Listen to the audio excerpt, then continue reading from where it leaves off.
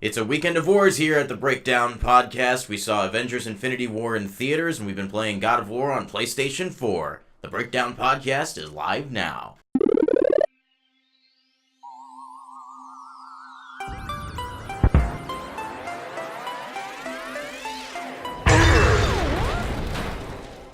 Previously separated by cosmic cabinets, Brandon, Paul, and Logan are in the same place broadcasting the Breakdown Podcast, pre-recorded in the past, brought to you in the future using their telepathic powers. My name is Brandon Miracle, joined by Paul Anderson. Howdy. Logan Welliver. Hello. All on your screen together for the very first time. On today's episode, we're talking Avengers Infinity War as well as God of War, Nintendo's E3 plans. That's what's on the show's itinerary for today. We're going to start out with some Avengers Infinity War. Boys. Oh boy. If you're worried about spoilers, you might want to skip to about half an hour in the future so you don't get spoiled by us. And if you haven't seen the movie, you probably shouldn't be watching this anyway. So, with that in mind, what did you think? Everyone's dead. Not everyone, Paul. Not everyone. All Only the people half. that matter to me. What, you don't like I'm Captain kidding. America and Iron Man? They're all right. Yeah. Well, I mean, this movie just kind of like pumped the hype up to 11. It was so shocking to see that the movie ended on such a dark note, because obviously for most of the MCU, we get some sort of like positive resolution at the end of all these films. Yeah. In this case, we didn't get that. We got I was waiting for it. Thanos gathering all of the... Oh man, my mind's blanked. All of the... Infinity Stones. Infinity Stones. There you go. Thank you, Brandon. And essentially, Thanos seemingly won. He accomplished what he set out to do. He accomplished his goal that he set out for at the beginning of the movie. Actually, Paul, I'm reminded when the screen went to black and the credits started rolling out of the corner of my eye, I saw this coming out of your seat.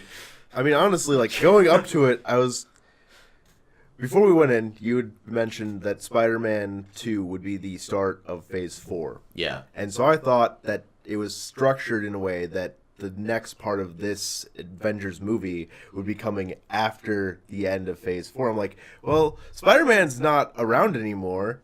How's that work? Yeah, so Phase 3 is still in full swing, and it won't end until Avengers 4. This is actually the longest phase of any of the Marvel phases. So we got 6 movies in Phase 1, 6 in Phase 2. This will be 10 or 11 when it's done. Dang. Yeah. Wow. This is a big phase. Yeah. Yeah, this at the end of Infinity War was half that and half that. Like I was waiting for that very like rosy resolution, and going into that, I'm thinking, there's like another hour and a half of this. We're only like an hour into this, and there's still more. There's got to be more. For the people who are who stay after the credits, people were leaving during the credits. I was like, if you came to Avengers Infinity War, there is no way that you haven't seen the other movies. They've only been doing this for 10 years. You should know by now. There is a rosy resolution. We get a after credits post credit scene with Nick Fury. I mean, I would call that rosy per se. I think it is a little rosy. But I mean, it leaves it open to like, oh wait, the Avengers aren't done, because like at the very end of the movie, you could see it on their face. They were so defeated, like they'd never gotten just crushed, absolutely decimated as they did. Like they really sell the power of Thanos in this movie, and I also thought it was interesting that the vast majority of these movies have 2 post-credit scenes. So they have the one after like the more produced credit scenes where they're like, oh, look at this thing that's happening, and then they'll throw in something extra at the end. Well, they had foregone the initial post-credit scene, and I was anticipating it, right? Yeah. Like I had for all these other movies, and I sat there and I was like, oh, they didn't, and they just kind of left it open and left you waiting until the post-credit scene for that last like Nick Fury grabbing, realizing, oh, a lot of bad stuff is happening right now. And then as like he grabs something out of the car, which is looked like, you know, it was like a pager. Yeah. And then he was able to hit the button before himself just kind of like faded away. And that's where we get the tease that Captain Marvel's here to save the day. She was originally supposed to be in this movie. I don't know what happened, but that got scrapped, and her movie is now coming out at the beginning of next year. And she will be a prominent figure in Avengers 4. And that makes absolute sense to me. Yeah. Yeah, they just like demolished half of the Avengers, so I mean, we need to start refilling again. Honestly, right? though, like I know that 10 seconds after that movie stops, Captain America's already hyping everyone back up. Like Captain America is not a character that takes defeat and just that's it. He's Captain He Nomad. is not the person that gets defeated. Yeah. It's immediately after he's trying to figure out what the next move is, despite losing half their team. Captain America does not lose hope. If anyone's defeated, I think it's Tony Stark. His experience, I think, is probably by far the most traumatic of anyone, like, during that battle. Because, you know, Spider-Man is one of the people who fades away, and he like, grabs onto Tony Stark, and he's, like, pleading with him. He doesn't want to die. He doesn't want to go. And then he goes. Somehow, like, I feel like this is a different Tony Stark than normal. Mm-hmm. This is a man that sees the future, you know, with Pepper, and, you know, he wants to have a kid. I don't think that he's just going to take this sitting down. I don't think he got stabbed. We lost Spider-Man. I still don't think that that's going to stop him. I think he's immediately going to take more action. Kind of like Captain America, but... He's going to avenge. Exactly. Yeah, I feel like, and I'm not, you know, certain that they'll do this or not, but Iron Man is generally this very witty character who doesn't take anything too seriously, and I think we might see a little bit of a character change, having this traumatic experience, having Peter Parker, who he kind of felt personally responsible for. You're still a kid. He keeps telling him, you shouldn't have come. Don't do this. And then he reluctantly on that weird spaceship. Like, you're an Avenger now, and kind of does like with his hand, like, Yeah. you know, initiating him, and all of a sudden his face lights up, and like, oh my gosh. And can we just talk about the crazy cool new suit for Spider-Man? Oh. With like the what it was like the arachnid legs coming out his back. Oh man, like I was so down for that. It brought new life to like the way Spider-Man fights. Like we've never seen that on screen before. My favorite portion of that, there's like a scene where he gets knocked away, and I think he's catching the chick with the Mantis, and they're just rolling, and the legs come out and just keep them tumbling without hitting the ground, so that you can get back up like that's immediately. So awesome too, because like one of the like prominent ways like Spider-Man, this particular Spider-Man has been taken down. He just like gets kicked and he hits the ground hard. That happened in Civil War, happened all the time in Homecoming. So Tony Stark's like, I got a defense mechanism for that. To that Tony Stark, man, like going from Civil War to Spider-Man Homecoming, like you see all the features he put in that suit, all the contingencies that he had. That man was prepared. Yeah.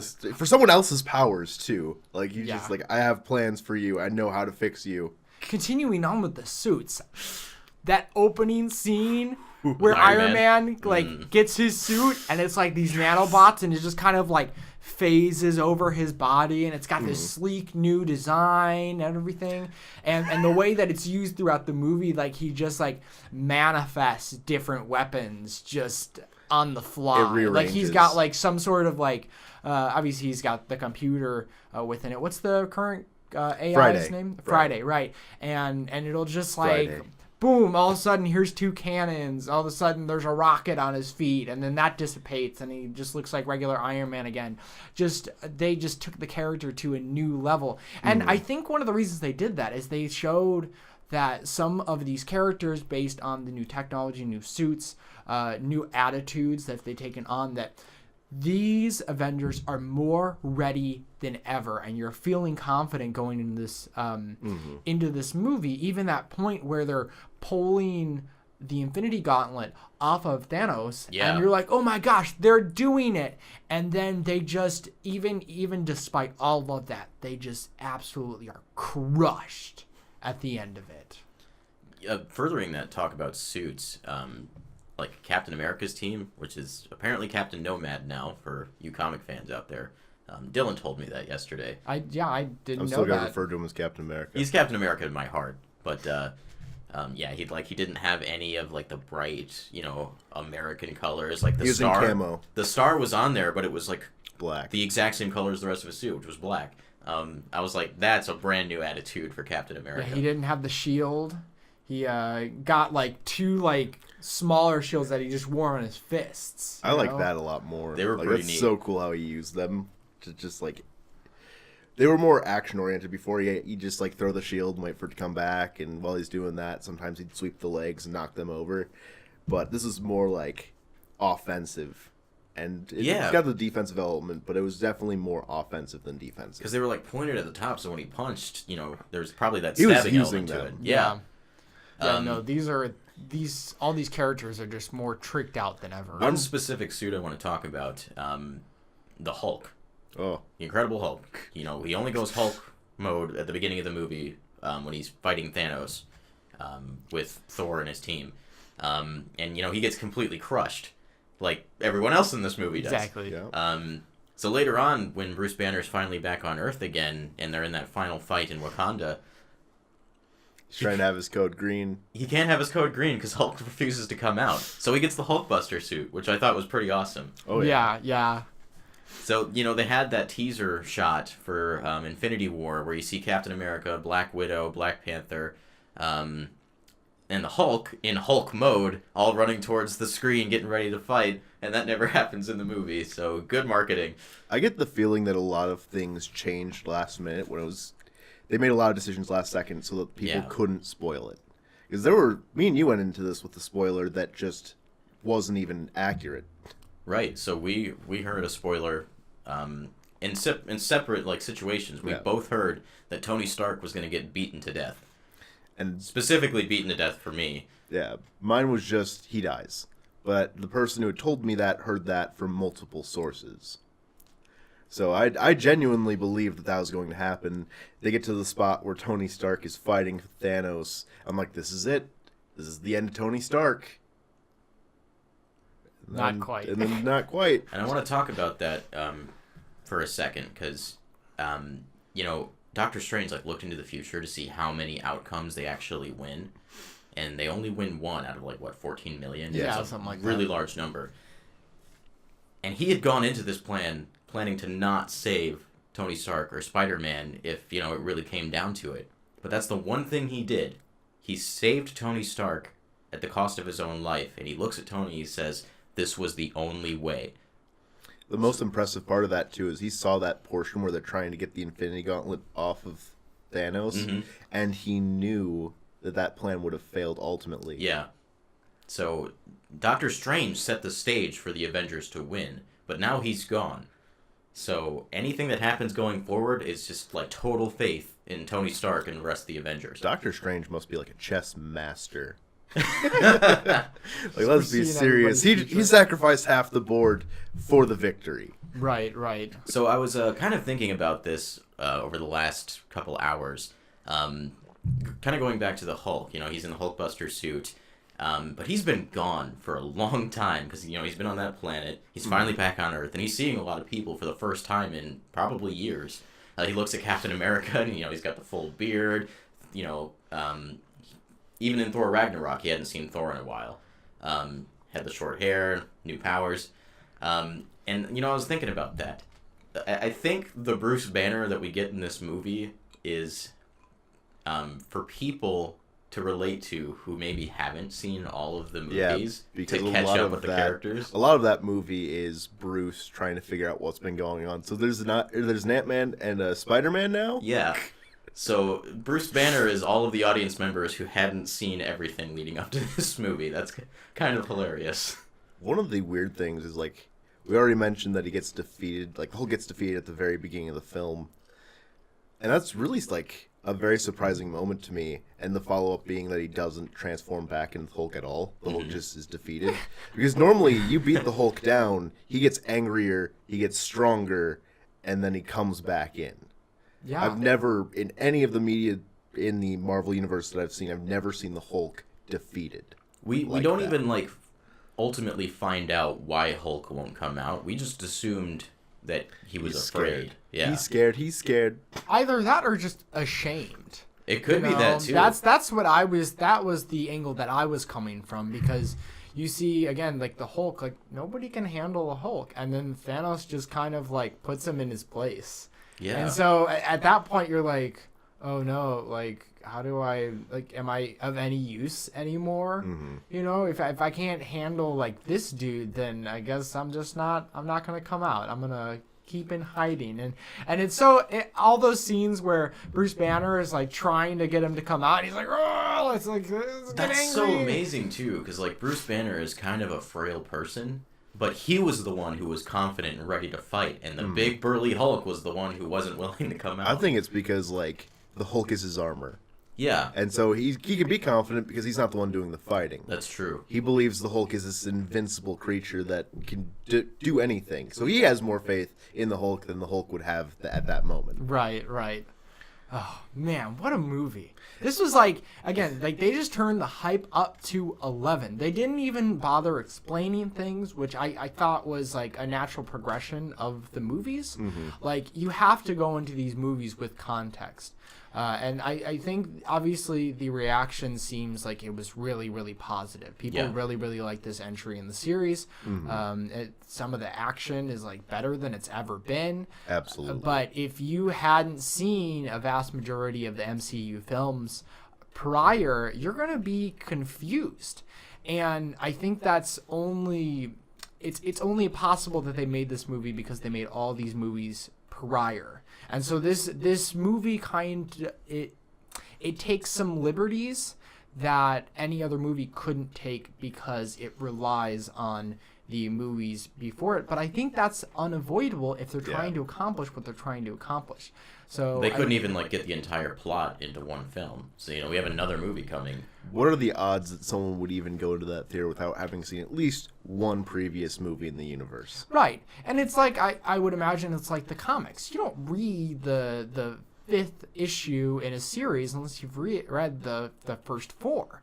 And nobody criticizes that fifth issue because, oh, I didn't read the other ones, so I didn't understand what's happening, so this issue sucked. Well, it's the same thing. If your criticism of the movie is based on, where's the context? The context is in all the other movies. Right. If you don't get that, then you're not really getting the big picture. I was reading some reviews, and there was some people who were criticizing, like, pacing and other aspects of Infinity War, but I was like, you can't do that for this movie, because Avengers Infinity War specifically, of all the Marvel movies, you have to look at as the entirety of the films. You got 10 years of context before this film. But I do actually have a criticism about pacing, and that it was that it didn't go on for another 2.5 hours. Yeah, like when that's the next movie. When we're in that last shot, we see Thanos, standing over the cliffside, just content that he was done, that he had accomplished what he was going to do, and the movie just went to black. I was like, it's been 2.5 hours already? Exactly. I was so ready for more. I think I saw a tweet from Alana Pierce of IGN, and essentially the essence of the tweet was, my only complaint is, why didn't this movie go on for another 2.5 hours? Why was this not a 6-hour movie? I need more. For me, it was paced so incredibly well. The time just flashed by. I could have sat there for another 3 hours and been completely content. I want to get to a point in America where they can do like a 2-part film, but release it at the same time and just have a brief 10-minute intermission between the movie. Go get more popcorns, use the restroom, and then sit back down. We are not done. I guarantee you, like, plenty of people would have been on board for that. I think that might happen in the future. I don't think the public is conditioned for it. I think we're kind of the forefront of, okay, where are the 5-hour, 6-hour movie events? And I think, well, obviously the ticket prices will be a lot more expensive for those things. Yeah. But I mean, they've done it with other series. For example, when the third Batman movie came out, I paid $25, non-IMAX. The IMAX was like $40, to sit there and watch Batman Begins and The Dark Knight before, I can't even remember the subtitle of the third movie. Dark Knight Rises. Yeah. Yeah, before they showed that film, which was out that weekend. I mean, the thing with that too is people paid to go see those movies again. A lot of people had already probably seen the first two movies when they went into the They third actually did do this for Avengers Infinity War. I think, obviously they couldn't show all the movies, but they selected like 5 to play in alongside Infinity War. I'm really interested to know what those movies would have been. If they would have just done Avengers, Age of Ultron, Civil War, and then maybe like 2 other movies for Guardians. Guardians, I think you need that Guardians. context. I think you need Guardians, the original Avengers, more so than Ultron, I think. Thor Ragnarok, I actually think, was fairly important going into Infinity War. I'm trying to think, were there any other like hero groups that would have needed to? I feel like that movie, now that I'm looking back on it, I think it needed the Winter Soldier a bit. There's a lot to do with like Shield. Bucky. Yeah. Well, you need Bucky, and then And there's Shield. Shield. There's a lot to do with Shield that like it keeps coming up in like a lot of the movies that without the context of Winter Soldier, certain things wouldn't make sense when you're dealing with like Nick Fury at least. Yeah. But I think overall I think this movie for me was a solid like 8 out of 10. It was everything I expected and a little bit more. And the only reason I don't think, I mean, and that might even change. Maybe it'll go up to a 9 or a 10 given the context of future movies and how it sets that up. And so seeing the intricacies of how those movies interact. Right. We went back and watched Age of Ultron, and I have a better appreciation for it now, knowing what happens later and how many things that movie actually does set up.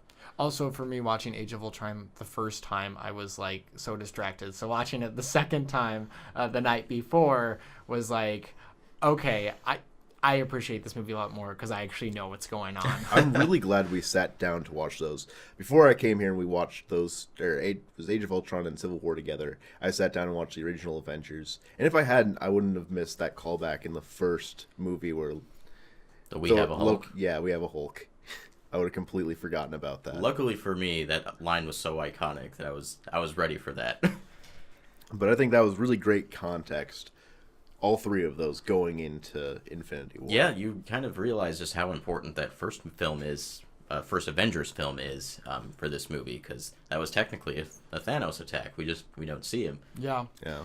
I think lastly, my last comments on this movie don't have to do with the movie at all, but actually with the box office. I got on the internet this morning and got on Box Office Mojo, reported $250 million in the domestic box office, $630 million outside of that in the international box office, and I think the only movie that it didn't break the international box office in was Fate of the Furious, and the only reason that didn't happen is because the movie doesn't open until May 11th in China, and that's the second largest market in the world. That's so crazy. It's like honestly the least surprising thing ever of this weekend. But I'm so glad that people are going out and they're like, oh, we're keeping up with these movies and we're still watching them. So I imagine that the vast majority of people in those theaters had at least seen a handful of the movies before. So I mean, it's incredible, and it's a 2.5-hour movie. It's a long movie. Oh yeah. And after we saw this movie, it became readily apparent to me that this was a superhero origin film for Thanos. No one else really matters. It's just this is the Thanos movie, which is why at the end they say instead of such and such will return, it says Thanos will return. Yeah. Oh gosh, that hadn't sunk into me, but that makes so much sense. Yeah, this was Avengers, Thanos. Age of Thanos. Yeah, pretty much. Infinity Thanos. There we go. We talked about this movie the entire time without me mentioning Thor. I love Thor, and I'll just leave it at that. You mean Daddy War? Daddy War. Speaking of Daddy War, we're actually going to move into the next subject of the show. We're talking God of War on PlayStation 4. We'll be there right after the break. Welcome back. In the spirit of burly men, superpowers, and wars, we've been playing God of War. Norse mythology at its finest. So, I'm going to have to kind of give you guys my context with God of War, which is that I don't have any. Same here. I went into God of War on PlayStation 4 only knowing, like, briefly what takes place in the original trilogy. I've actually seen the ending of God of War 3 on YouTube before. I don't even remember, like, why I watched it, but this was years ago. Oh, you have more context than me then. Yeah. Nothing. So we're, like, gonna full-on spoil some God of War. We're not done with the game yet, so just know that going in. This game's really good, actually. Who'da thunk? Yeah, I mean, All the tens. it's again, because I hadn't had too much context from the other games. I had played a little bit of, I want to say, God of War 2. I think I had played it on the PlayStation 3. And I was like, okay, this is fun. It's just a hack and slash. You got these cool blades that you're just throwing around on chains and you're beating things up, and I'm like, this is really good. I can see why this is a lot of fun. But that being said, I wasn't terribly into it. It wasn't terribly memorable, even though I do remember it. Going into this game, I was kind of like, oh, they got a new God of War out, and looks like they're changing it up a little bit. That they're trying to push the franchise forward. And they got this cool new axe that you throw, and then you press a button, and it comes right back, and it's like the most satisfying thing ever. Like, that was one of the big selling points. But I think what really pushed me over the edge is I was kind of on the edge. I was like, maybe I'll pick this up eventually. And then the reviews dropped. And I want to say it's sitting at like a 95 or 96 on Metacritic, which is like almost unheard of. It's right? a critical darling. Yeah, everybody loves this, and I was like, well, I sent that your guys' way. And I remember Brandon reacted positively. He goes, well, I guess I gotta get this game. And then I was like, oh, I gotta scrounge up $60. And then like the night it came out, you guys were playing. And then I'm sitting there and I'm like, I'm gonna wait. I'm not gonna buy this game. Don't do it, Logan. Don't do it. And then I went out and bought it. And I played it for a few hours the first night. And I want to say I'm at least 15 hours in, if not closer to 20. I'm probably sitting around the same right now. I have no idea how far into it I am.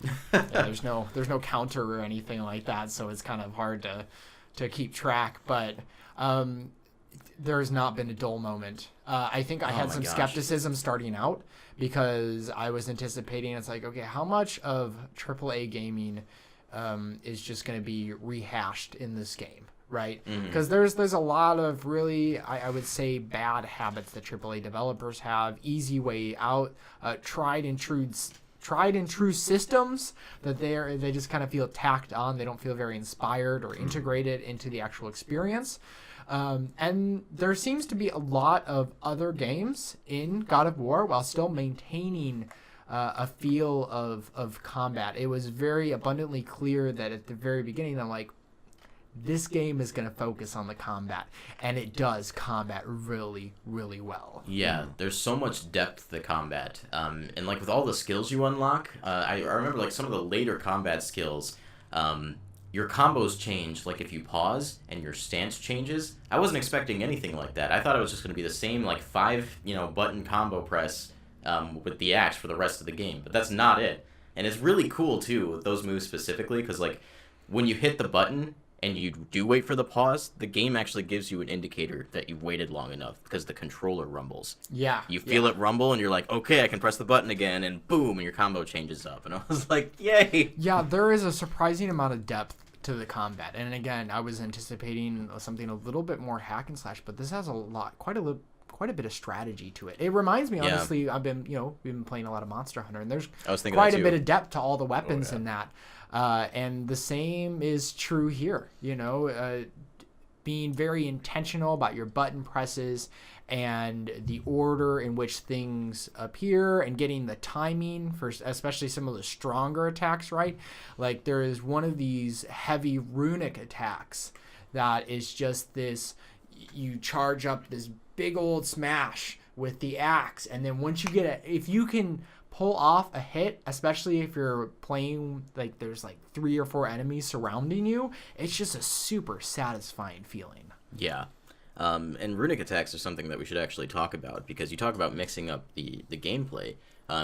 For your axe, you can do a light runic attack and a heavy runic attack, and these are moves that cool down and you can use them again, and they're typically saved for moments when you really need them. The light runic attacks typically are used to like stun an enemy and just like get them off of you, and then the heavy runic attack is all about finishing them off and just doing a ton of damage. They look really cool, they feel really good, and they're just another like element of depth to the combat that I really love. Oh yeah. Man, it's again, it's not something that I anticipated that I'd be enjoying as much as I do. I find I get a lot of fatigue again with a lot of these AAA super serious games, but this game just kind of subverted all those expectations. Honestly, that this I had. was a game that wasn't even on my radar. I pre-ordered it like a week before it dropped when I started to read some of the reviews and kind of hear what it's about. The biggest thing for me going into it was that I hadn't played the other games. Can I still enjoy this? And so once I got the input, hey, you can still enjoy this. You might miss a couple of, very subtle points, like when you get to the Blades of Chaos. Yeah. The Blades of Chaos. It means more to you if you have the context of the original trilogy, but you're still able to get those and enjoy them. There's just a little bit of context that you might want in addition to that. There are a couple things that come up even later in the game that call back to those things. Just like the state that Kratos is in right now, you might have a better appreciation for, like, if you've experienced what Kratos experienced in that original trilogy. I won't go into depth about those things, but like at the beginning of the first game, Kratos' wife and his daughter, I believe, were murdered. I want to say. I don't think he had a daughter. It was just his wife. Was it? Okay. Yeah. I remember someone was murdered, like a family member. Yeah, it was his wife died. And that kind of spurs his vengeance that he then goes on for the rest of the trilogy. So Kratos has been through a lot, so you can. It's easier to understand where he's coming from at the beginning of the game. He's stone cold. He doesn't like talking about what he's done in the past, and he has kind of like a skewed relationship with his son Atreus. Can we just stop to talk about his son real quick? Yeah, that's actually the thing that sold me. One of my favorite like story types is that father and son, and kind of like the son stepping up and assuming the role of the father. A tried and true tale. You get a lot of that in this game. You can see that Kratos is preparing his son for a very cold, cruel world. And all of their interactions validate this whole purchase for me. It makes this whole game for me because I absolutely adore all of the time that they spend together, all of the dialogue, and all of it. And then the way he's integrated into the gameplay, I think Corey Barlog was talking about how a lot of people were like, oh, look, it's Escort Mission, the video game. That, and then it's like, oh, it's The Last of Us except God of War, and No. He was saying that, like, we didn't even have that in our minds when we were making this, and it's abundantly clear that it's not The Last of Us. More so, Atreus feels like an extension of Kratos. You have like a finite amount of control over him, like when you're fighting enemies. Like he became the cornerstone of the way I fight monsters like later in the game, because I somehow managed to max him out like really early on. So like he can't get any stronger, and he actually ended up a little bit stronger than me at one point. So like you press square and he'll fire an arrow at the enemy that you're looking at. So you can like fire off an arrow to maybe like stutter an enemy for a second, then Kratos can go in and get some punches in. So like he's a part of your combo string. One thing I've been doing like in the late game is I haven't been using the Blades of Chaos or the axe. I've been using my fists. So I'll punch enemies with Kratos, build up that stun meter, and then use the light arrows that Atreus gets later on, which also deals stun, and max out that stun meter and get a really cool finisher kill a lot faster than I would have otherwise. Yeah. So just there's so much to the combat, to the dynamics of the character. one thing I really wanted to talk about was pretty much the first boss battle you encounter in the game, which is against, spoiler, Baldur. What a fight! I mean, just like the visuals of that battle, I felt like I was playing a superhero. And then you essentially had to defeat him like 3 times. It kept going and going and going. It's like it doesn't end. I mean, you start in like this little backwoods plot of land, and then you're just everywhere. You're literally just everywhere. Yeah, and like I love just like how quickly the characters were moving. Like when Kratos punches him and he just goes flying, I was like, okay, I can do that. It's just like super satisfying. I felt like Goku, or I guess I even felt like the Hulk in some cases. Just like the reactiveness to the fighting is another reason that it feels so good to fight. These are gods fighting. Yeah, and you feel that in the gameplay. Yeah. Although they don't ever feel like overpowered, and I think that was my worry. It's like, oh, he's gonna feel like a god. How do they find that balance between like being like this all-powerful god? Well, you make him face off against other gods. That's what you do. Yeah. You know? And then you realize, oh wow, Kratos is not invincible. He's a master of combat, and he's absolutely brutal, but he's not invincible. You know, you're gonna struggle. I played through the very beginning of this game on the second to hardest difficulty. I was not gonna commit to the God of War difficulty, because once you go to the God of War difficulty, you can't go back down. You just have to restart your game. So I went to the second to highest, and at a certain point, they started throwing some of these enemies. They started introducing like new enemy types very carefully, and so you had to face maybe like one enemy type that was, you know, a level above, and then you had to figure out how to handle them, and then they would start to throw smaller enemies in the mix, and then they started to throw these new enemies into the mix, and then all of a sudden, like, they threw all these guys into the mix, and I was like, I can't handle this, and I had to go down a difficulty level to even, you know, progress, which I didn't think was too bad, because I still struggle through this game. Sadly, I started at the second lowest difficulty, and I backed it down just to the story. I mean, that's the kind of player I am. Right. I bought the game to experience the story, and I was still kind of struggling with combat, and I didn't necessarily want to take the time to learn the systems, so I backed it off. And I'm still able to play around with it, but it's the correct difficulty for me and how I want to experience this game. Yeah, it might be one of these games where, because of the exploration aspect, you might finish up and you might not have found all the experiences you could have found. I just started to find some of these Valkyrie trials. Oh, yeah. And they're crazy hard. And I decided, I'm like, oh, I found it. I'm not going to do it. And they're completely optional. I imagine that you get some really cool stuff. And they give you warp gates to those, too, when you find them, so that you can easily go back. Right. So maybe that's something I'll go back and do, like, after, or maybe I'm at endgame. I don't know what the endgame is going to be like after I, you know, finish the final battle, or they're going to go back before that final battle and you can continue exploring. But, you know, if I ever revisit this game, then, you know, the whole draw is like, okay, now that I have a better handle on the combat, can I handle this at a harder difficulty, you know? I'd love to have the opportunity to do that with, like, a New Game Plus. New Game Plus is one of my favorite things, like, in the modern era of gaming. You know, you spend the first run through, like, building up as much of your stats and of your skills as you can, and then you get to play it again with all of that stuff just there that you'd already accomplished. Gives you a chance to 100% those things if you didn't finish them, and then test your might on the game, like you said, at a higher difficulty. Right. Yeah, I can't imagine the kind of brutal time that people are having if they're doing the God of War difficulty. Yeah. Like, you really kind of have to have a knack for those kind of games and have a really good feel for what's happening. Sorry, I lost my train of thought. Do you guys suddenly have this desire to have a magical axe that you can just throw and have call back to you now? Oh, everything's God of War. I said that maybe three or four times during Infinity War, where, you know, Thor would throw his axe or his the fact hammer that he just got and get an it axe back. in Yeah, general. right. He's like it's God so, of War. That's God of War. I didn't realize this was God of War.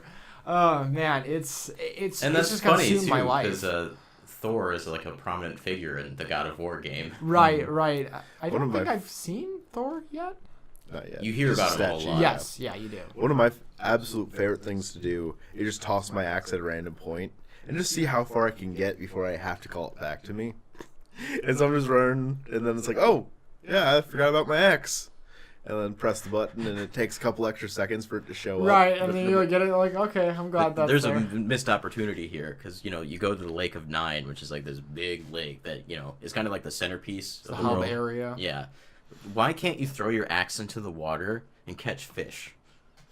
Oh. There's like an easy fishing mini game out of that. I don't feel like know. If you're asking those kind of questions, why can't I climb everything? I mean, here's the thing with that, is the axe would just cut the fish in half. It wouldn't hold on. There's nothing there to, like, grip the axe. Nothing to, like, stick it. You would freeze the entire lake. Yeah. I'll go with that. Another thing, something that I kind of griped about at the beginning was some of the ways of getting from area to area, because every area feels like it's sectioned off, but then I kind of saw the point. So you'll do these kind of climbing sections, and they're usually pretty short. They're never too encumbered. Yeah. But they kind of serve a purpose of separating combat areas. So you'll enter an area and there will be like a finite amount of enemies and that they'll throw at you, and you can't. There's not really a way to leave that unless you finish fighting them. Mm-hmm. So I feel like that's the purpose, and also from a presentation standpoint, there's a sense of scale that goes along with that. Yeah, exactly. So. Yeah, I don't think I have enough good things to say about this game. There's I think there was an article I read from my Nintendo News talking about like, oh look, you'll never believe that Metroid inspired God of War, and I'm like, there's Metroidvania all over this game. It's not 1-to-1, which is a great thing because they take what works and they make it its own. You'll see things in the world that you can't interact with, and Atreus will sometimes make a comment about it, and you're like, well, I guess I can't do anything with this. And then you find a new ability that lets you interact with that thing you couldn't interact with before, and now you have a reason to go back to an area and maybe collect something that you couldn't.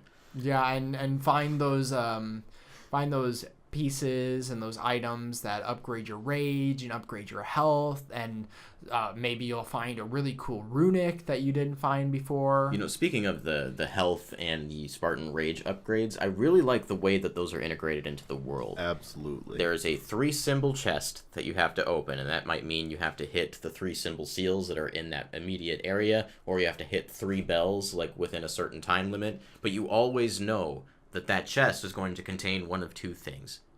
And they do that with like the rest of the chests too. Like some of them will have like different designs. Maybe Atreus will have to like drive his knife into a skull face, and then the seal on the chest will open.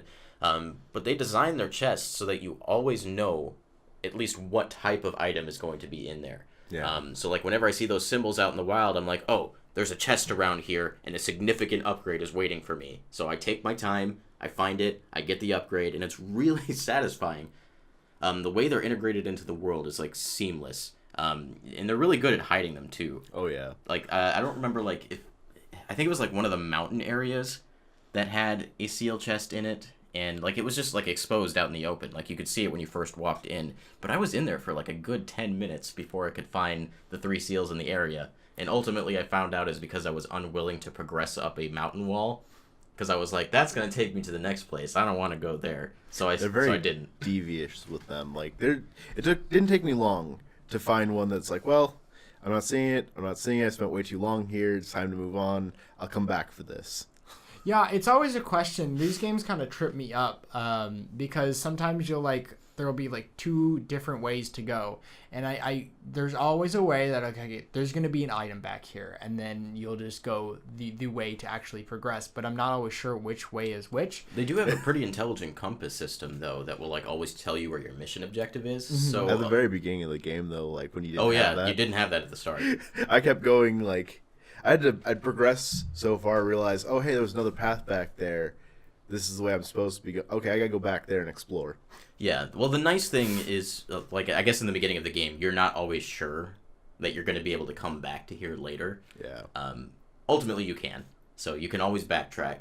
But you have that fear in the back of your mind. So you see a fork in the road, and you're like, I'm just going to walk like 10 feet in this direction, like peek around the corner, and then come back and then go the other way. Right. So yeah, it is really, really like Metroid like that. Specifically Metroid Prime, I think it echoes. Yeah, there's just... Oh, go for it. No, his pun. Oh, his pun. I didn't Metroid catch Prime 2 echoes. Oh my gosh.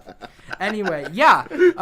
But I think that discourages me in a lot of games because then I'm having to like backtrack and do all this other It's stuff. a little stressful, right? It is a little bit stressful, but again, the compass system really helps you out. And I'm just enjoying myself enough in this game that I'm willing to take a minute out of my time to go and just search around and see what's up. Yeah. Also, can we just talk about how cool the Blades of Chaos are? I don't know why I didn't anticipate that they wouldn't bring like the staple weapon back in to the fold. Yeah, I was kind of in the same boat. Like, it never occurred to me that they would reintroduce what made God of War God of War. And then once you get them, they put you against all these ice enemies, and that's the kind of weapon you want to use against them because that's their weakness. In large numbers too, because the Blades of Chaos can reach multiple enemies at once. That's actually one of my favorite things about them is that at this point they start sending you mixed groups of enemies, so you have to keep switching between the two weapons if you want to be like the most effective. Right, and that's definitely the hack and slash weapon. It's like it's a lot easier just to button mash and manage everything because they have such a wide array of just area of effect attacks. Whereas like they make you start with trying to be a little bit more pointed with the axe, Also, they both have their advantages. They both have their uses outside of combat as well, which I thought was a really great way of integrating some of that functionality. Yeah. Everything has multiple purposes to them. You don't they don't just throw things in there willy-nilly. They all have a purpose. Like I was saying earlier, I like using my fists more than I like using either of the weapons because, they specifically deal stun damage. So there's an element of just punching that makes it more valuable than the weapons sometimes. And I really like that. So I can play the game however I want to. And anytime a developer manages to pull that off as well as they did here, A+. Yeah, you can tell that they've spent a lot of time trying things out and fixing things and refining things. I think Cory Barlog was talking about how he was refining even the axe and how drawing it back up to a few months before release. Wow. There's some puzzles in the game too that are all about pulling the axe back, so I can't imagine what that was like. Yeah. One gripe I do have is I don't feel it doesn't feel very good to have to hit the bells for the rune to unlock the chest, and you have to do it in a certain amount of time. I feel like maybe they should have given you a little more time. You have to be able to do that. I had a similar problem with that, but then I realized there's actually a little bit of a trick to it. Because the bells actually have different lengths of time that they will remain active after you hit them. Okay. And you have to figure out which one is the longest and hit that one first. Right. The very first bell puzzle that you get, I think it's the very first giant or ogre you fight. It's in that area, and I wasn't able to complete the bell trial. And then 5 hours later, I was like, oh, maybe I was just dumb.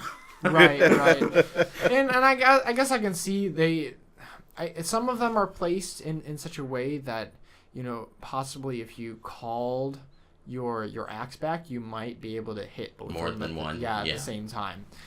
So they really kind of make you think about it, but I think sometimes I'm too impatient to sit there and actually try and figure it out how to do it, and then I'm just throwing the axe and then trying to turn around as quickly as possible and aim, and then I miss and I'm like, oh no, and then whatever. But yeah, there's a lot of good stuff going on in this game, and I'm so glad that I took the plunge and have been able to have this experience that a lot of people are having right now. And then just hats off to the developers. They put their heart and soul into this game. Was it a 5-year development cycle? Yeah. You can tell it shows. Absolutely.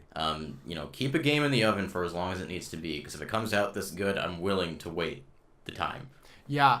Oh, it has so much personality. A lot of the conversations between Kratos and Atreus, they're just, especially when you're rowing around the Lake of Nine. Yeah. And like Kratos starts telling some of these stories, and they're just like the worst stories ever. Like they're the least exciting thing. He gets from A to B without any of the parts in between. Right. And then I like how that kind of that filler dialogue changes as more characters are introduced. You get Mimir, and then all of a sudden he starts telling the stories, and they're a lot more exciting, and he's got a lot of sass, and I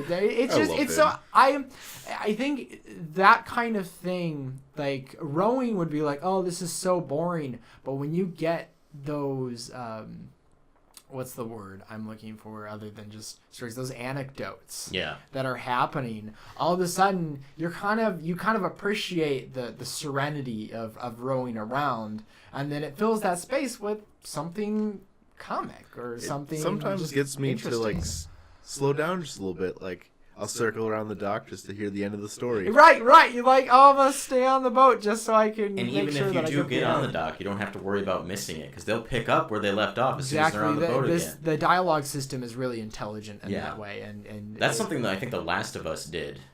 Like when you walked away from a conversation, like as soon as you're in that situation again, that the conversation could continue, it would. So, and then there's some sort of like, so you were saying, and then it's really, really natural. Feels really good. So, any other comments on God of War before we move on? It's a good game. Yeah, go buy God of War. Even if you don't have any context, and I think that's why they kept the 4 off of this game. Yeah. It's God of War 4, but there's a reason why they called it God of War. And I think it's because it's been a minute since we got our last God of War game, and then it's also a very different but same game in a lot of ways. It keeps a lot of the essence of what the series is about, but while continuing to push it forward and bring it into the modern era without just being safe with it. At the same time, like if you're a God of War fan and you haven't picked this up because you think it's a reboot, because you were at one point that thought it was like a full-on reboot. Yeah, but it's a soft reboot. It's a soft reboot. This is God of War 4. Like all that stuff that you did already, it matters. So go into that knowing that, but also go in knowing that you don't have to know any of that to enjoy the game. Exactly. Anybody, if you're into action games, if you're into games with good stories, there's those difficulties, there's accessibility options. So even if you're not great at the games and you need to do something a little bit easier, that's okay too. And if you're in for a challenge, this game has a lot of that as well. So with that in mind, guys, we're going to move on to the last section of our breakdown podcast. We're talking about Nintendo at E3 because they couldn't have told us what they were doing while we still had Roger. So we'll be back after the break. Welcome back to the Breakdown Podcast. So we're talking about Nintendo at E3. If you haven't seen that discussion we had with Roger Space, you can find that on the channel. We talked about all of our crazy predictions, extra spicy predictions, extra early predictions about what Nintendo's going to do at E3. The reason I say that it's extra early is because at that point, we really didn't even know what Nintendo's E3 plans technically were. The only things that we knew were happening were the Splatoon 2 tournament and the Super Smash Bros. Tournament, which inadvertently told us that Super Smash Bros. Would be featured at E3 this year. So Nintendo has recently had their fiscal year earnings report? End of year earnings report, right. Okay. And one of the things they talked about after that was what they're going to do at E3 this year. So we found out that, yes, we're doing the Splatoon 2 tournament. We're going to have there's actually 2 days of that. So I believe on the 11th, we'll have like the quarterfinals for the tournament, and then the tournament will actually finish up the next day. So that next morning, the morning of the 12th, which I believe is Tuesday, Nintendo will have their Nintendo presentation at E3 thing that they've been doing for the last couple years. And they specifically mentioned that they're going to talk about Super Smash Bros. And Nintendo Switch games in 2018. No mention of Nintendo 3DS. They actually did this last year, and I kind of forgot about that. In the 2017 presentation, there wasn't any 3DS. So this will be 2 years in a row where they exclusively remove 3DS from E3 talks. That's good. In my mind, there's no place for that at E3. Unless they have some very compelling 3DS title, at which point, put it on Switch. Please. That doesn't mean they didn't announce 3DS games last year. They just kept it out of the realm of focus for Yeah, for kept E3. that out of the spotlight. Everything's about the Switch. Focus on the Switch. Here's Super Mario Odyssey. Everybody buy Super Mario Odyssey. You know, if you want a 3DS, we got some ports coming out. We got some remakes, and I'll look at all this back catalog. So they're still trying to draw in people with the 3DS, but at this point, they're like, if it's between a Switch or between a 3DS, you're gonna want the Switch. It's kind of funny because one of the games they announced for 3DS last year was during Treehouse Live, and it was Sushido, Way of the Sushi or something, which is like a puzzler anime-based, sushi game. And recently we found out the game's also coming to Nintendo Switch. I think we're going to hear that happen a little bit more going forward. So those like bigger 3DS titles that will technically be exclusive to 3DS might actually find their way on Switch as well. Does that mean we're gonna get the Luigi's Mansion remake? That's a remake. I wouldn't call that a big game I necessarily. think the problem with the 3DS right now and why we don't necessarily want to see it at E3 is that a lot of these titles are remakes, which aren't necessarily as compelling. Like, to me, a remake is a lot more compelling when you announce for the Switch rather than the 3DS. Right. So even in that classification, like, it's way more compelling to me if it's on the Switch, not the 3DS. A lot of the people that have both, it's no contest. If a game comes to both, you're getting it for your Switch. No question about it. I believe Nintendo is perfectly aware of how people feel about 3DS right now, specifically Switch owners. So, they're very tactful. They're keeping 3DS out of the Nintendo Switch E3 presentation. Although, that comes with a caveat, because during their fiscal earnings report, they did mention that they're going to be supporting 3DS through 2019 and beyond. Honestly, like, I'm okay with them continuing to support it as long as we're not losing very compelling content to it for the Switch. Right. If we continue this stream of just ports and remakes or reimaginings of games, like in the case of Samus Returns, I'm fine with that. Absolutely okay. And one thing that we were discussing, I think, yesterday, you can put like Game Boy games onto the Switch and it'll work. You can put a lot of retro titles onto the Switch and it works. The thing you cannot put a 3DS game or a DS game on the Switch and have it work. It worked in the case of the Wii U because you had the second screen. You had the touch screen in your hand, and then you had your television. That does not translate to the Switch. It's either a screen here or a screen there. Yeah. It's not both. And it really depends on the touchscreen integration, because some of that stuff can be handled other ways. I mean, obviously, we are getting a port of Captain Toad Treasure Tracker for the Switch, which was on the Wii U, and it had touchscreen functionality, which is coming to the 3DS, but they're handling it a different way on the Switch. There was another game I was going to mention, but that's adrift with the winds now. So I'm excited that they're focusing on Nintendo Switch for the video presentation. That's what we want to be there for. Absolutely. What I'm worried about is last year it was only 25 minutes long. We know of a lot of games that Nintendo hasn't announced, but we're pretty sure are there. Like, Fire Emblem they did announce long time ago Yeah, now. with that Fire Emblem Direct. So we know Fire Emblem's on the way. I'd be shocked if we didn't see it here, because how long has that game been in development then? Right. Metroid Prime 4 could make an appearance. At least, just remind us that it's coming, give us a little teaser, maybe show us what Samus might look like in that HD. I'd be surprised if there wasn't that CGI trailer that we've talked about. Yeah, there's got to be something at least. Can we get a remaster of the Metroid Prime trilogy? Yes. Brian's feeling that. I'd be all over that. Like, let's not do the thing that they did with Twilight Princess, where they kind of just up-resed everything and fixed the take it a step textures. further. Yeah, redo everything, and obviously they're building assets for Metroid Prime 4. Take those, remake the trilogy, get that into as many hands as you can before you even release Metroid Prime 4, and then it holds people over until we get Metroid Prime 4. I think that is a lot more likely than the case like Twilight Princess, because I think those controls need an update for the Switch. You had the GameCube controller, you had it on the Wii Remote, and they can kind of do that with the Joy-Cons, but I think they need to experiment with a couple different play styles and integrate that. Well, they're doing that much work already. Right. Hopefully they would take the time to really polish them visuals. And you can tell Nintendo's really investing a lot of money into these games because at this point they know they're gonna make a return. There's an audience. There's an audience for sure. Other things I've been thinking about with Metroid Prime 4, or like a remake of the original trilogy, is like that Pro Controller.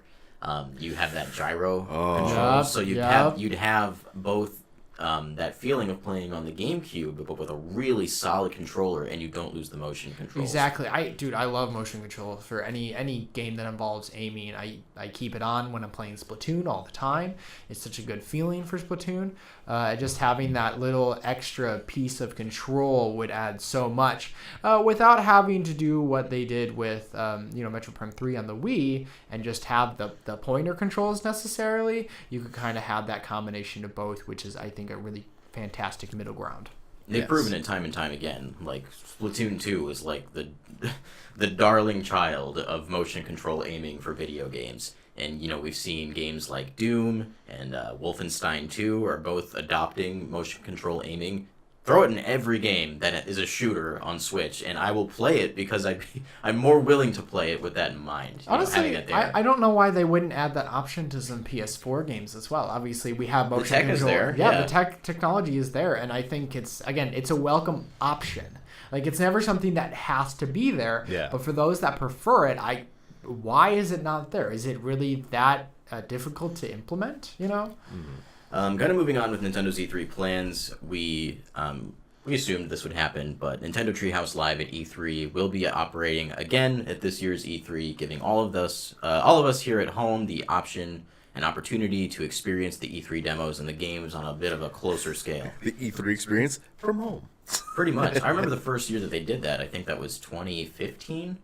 It was the year they announced Splatoon, and I remember seeing that Splatoon trailer and just not knowing what to make of it. But when you see them actually playing it, it sold me on it. I was like, "Yep, I gotta have this game," and I wouldn't have felt that way if it weren't for Treehouse Live at E3. So thank you to the team at the Treehouse for working those long hours for 3 days straight, because you really make the experience for everybody at home. It's kind of amazing. Yeah, it's one of the things I'm looking forward to for this year is after the video presentation, it's like, okay, what else am I going to see during the Treehouse? How can they sell me on a game that I'm not necessarily sold on at this point? And also, are there going to be some smaller reveals in between there, There's been a reveal at every single Treehouse Live at E3 since they started doing it. At least one. Last year was Sushido. The first year they did it was Wonderful 101, was actually the game that they premiered there at the Treehouse. So there could be any number of games that we could see. Maybe we'd see a first-party game. Didn't they also reveal Metroid Samus Returns during a Treehouse? They did, actually. Yeah, so that was last year. That was one of the 3DS games we got. That wasn't in the main presentation, but they brought us back, really teased that something was going to happen. And for the first time, I think, since they started doing this, it was actually, worth waiting for. Right. Yeah, it was... I still haven't gotten around to playing that game, but that's something, that's a reason for me to revisit my 3DS. There's a whole back catalog of games that I haven't really touched or haven't finished. Mm-hmm. For example, I went back home and I found a bunch of old game stuff that my mom was like, hey, take this. And there was a Super Smash Bros. 3DS case, which did not have Super Smash Bros. In it, but Majora's Mask 3D, which is a game I still haven't finished. Lucky. So I haven't turned my 3DS on in months. So I might end up, bringing my 3DS to work here in the next few weeks. Do you know where your charger is? I do know where my charger is. Yeah, I keep pretty good collection of wires and cables, and I just recently went out and got a bunch of cable ties. I put that on literally everything that is a cable in my room, as I have a cable tie for it. So if I need to I tie it up and throw it in. It keeps it nice. I always forget tidy. where my charger is, and so at some point I bought a USB charger cable so I always have it in my case. Yeah. So if I forget it, I can plug it into something. I've been missing my 3DS charger for probably over a year now. I have no idea where it is, so I just have to use my wife's if I want to play my 3DS, which is terribly inconvenient. I still need to finish Detective Pikachu, actually. Yeah, you do. So they also mentioned that they're doing the Super Smash Bros. Invitational again. We now know a little bit better about when that's going to start. It's actually going to be literally right after Splatoon 2 ends. That tournament ends on Tuesday. They immediately go into Super Smash Bros. So we got back-to-back tournaments that we're going to get to watch on Tuesday night for E3, and that's really exciting. So, I love what Nintendo's been doing with this stuff. Like, more and more events, they're making E3 like a bigger deal, in my opinion, than it used to be. And it needs to be. It needs to be that way. It's definitely a time when everybody's attention is to the gaming world and what's coming up.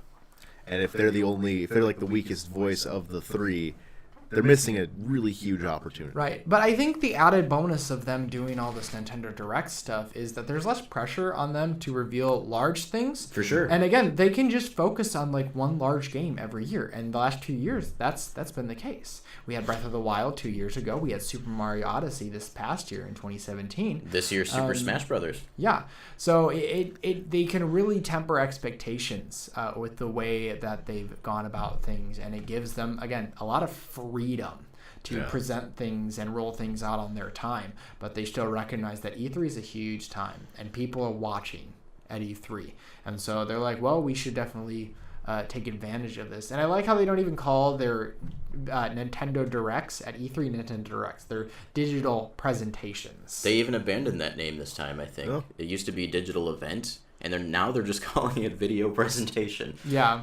Quick question. The tournaments, will the Smash tournament come after their actual digital presentation? It will not be the first time we see Super Smash Brothers. It'll be after a very the presentation. good call on their part. Yeah. So we're going to get some kind of reveal during the video presentation. They explicitly state in their press release for that it will have a focus on Super Smash Brothers and games launching on Switch in 2018. So you think we're going to get just about every character that's going to be there at launch? If we're as close to launch as I think we are, and we are less than half a year out from Smash Brothers, I guarantee it. Yeah. I wouldn't be surprised if like any character announcements that follow E3 are probably like hyping up future DLC characters.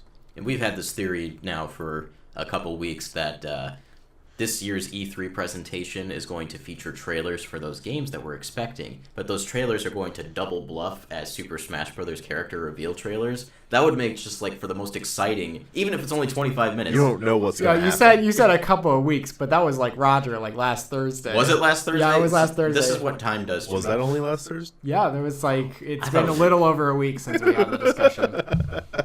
You're right, because it's still April. Yep. But yeah, no, I think that's. It seems like the most logical way to just integrate Smash Bros. Into everything that's presented. Yeah, I mean it's a gathering of Nintendo's greatest IP, and for what we're aware, there's some pretty great IP that could be making a showing at E3. F-Zero. We're getting the Breath of the Wild treatment for F-Zero. I'm planning on it. I'll put money down on it. I'm not going to say how much because I don't want anybody to keep me accountable for that because I might be wrong.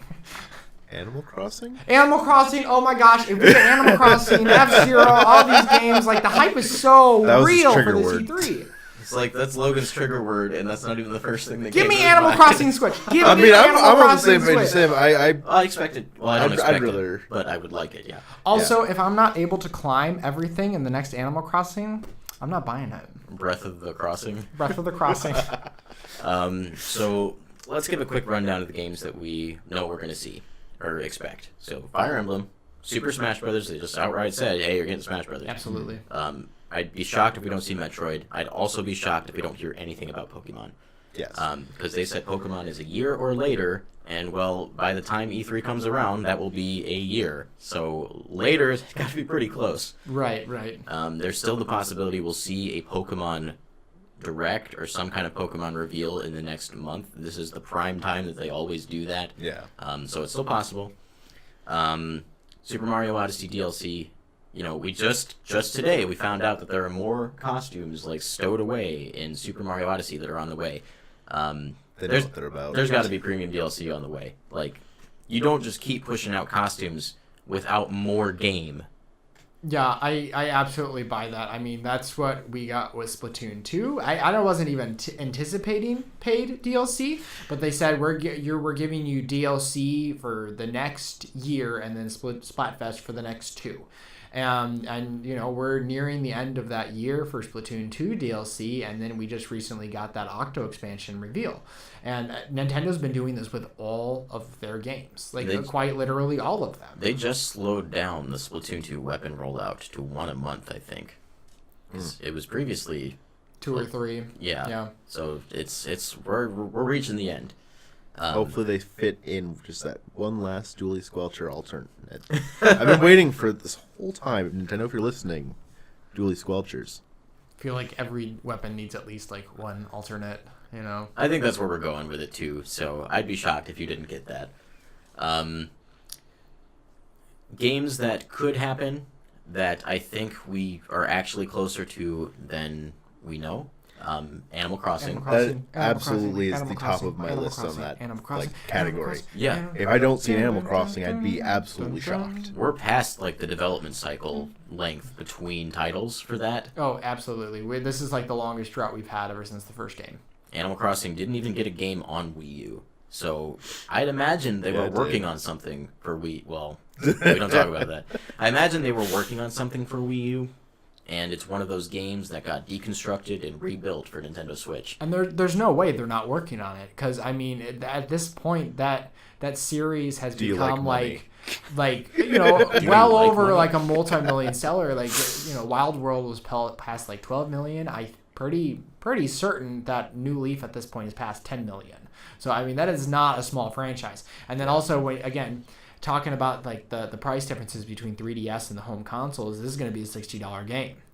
All of a sudden that same amount is going to be that much more revenue. And then with how they've been doing it, this game, whatever form it takes as the mainline Animal Crossing game, we're going to get it as a games as a service. They're going to be constantly updating with new content, and then we're going to get paid DLC down the line.